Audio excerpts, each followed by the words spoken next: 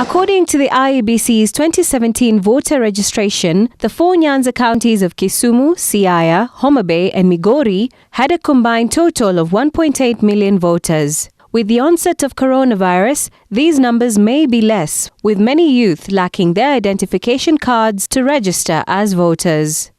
Public Accounts Committee Chair Opiyo Wandayi alluded that the country could easily find itself in a time bind if key players do not begin paying attention to the elections, especially voter registration.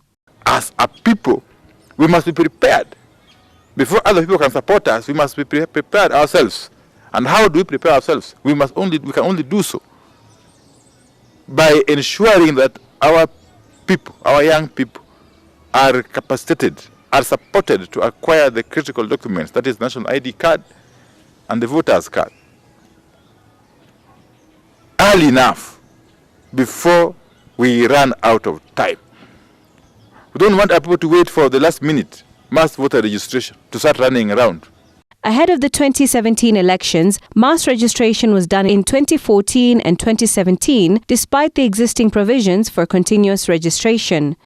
The Ugunja Member of Parliament called on leaders from Nyanza to wake up and start mobilizing and supporting the youth and those without ID cards to register as voters, saying the next year's elections is pivotal.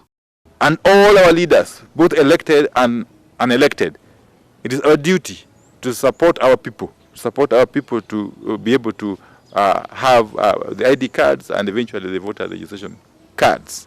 It's an election that we cannot go into lazily, hoping that somehow things will work for us. We must prepare in advance. He called on the governors from Luo, Nyanza counties to pull resources together and complete the last mile of the projects initiated by the national government. This comes after completion of 3 days visit by the president last week. Lucy Riley, Ebri TV.